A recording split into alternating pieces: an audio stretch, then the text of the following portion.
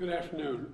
Today, the people of Israel are under attack, orchestrated by a terrorist organization, Hamas. In this moment of tragedy, I want to say to them and to the world and to terrorists everywhere that the United States stands with Israel. We will not ever fail to have their back. We'll make sure that they have the help their citizens need and they can continue to defend themselves. You know, the world's seen appalling images. Thousands of rockets in the space of hours raining down on Israeli cities.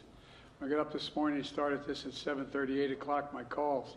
Hamas terrorists crossing in Israel, killing not only Israeli soldiers, but Israeli civilians. In the street, in their homes, innocent people murdered, wounded, entire families taken hostage by Hamas. Just days after Israel marked the holiest of days in the Jewish calendar. It's unconscionable.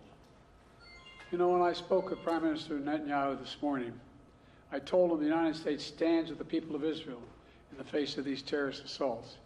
Israel has the right to defend itself and its people, full stop. There's never justification for terrorist attacks. And my administration's support for Israel's security is rock solid and unwavering. Let me say this as clearly as I can. This is not a moment for any party hostile to Israel to exploit these attacks to seek advantage. The world is watching. I've also been in contact with the King of Jordan, spoken with members of Congress, directed my national security team to engage with their Israeli counterparts, military to military, intelligence to intelligence, diplomat to diplomat, to make sure Israel has what it needs.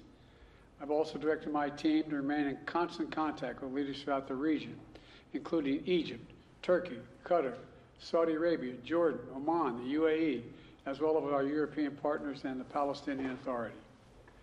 It's also a terrible tragedy on a human level. It's hurting innocent people.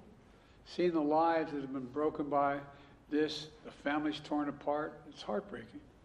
And Jill and I are praying for those families who've been impacted by this violence. We grieve with those who've lost their loved ones, lost a piece of their soul. We have hope for swift recovery for many who have been wounded. But we're going to remain in close touch with Prime Minister. I personally am going to remain in close contact with Prime Minister Netanyahu as this situation continues to develop.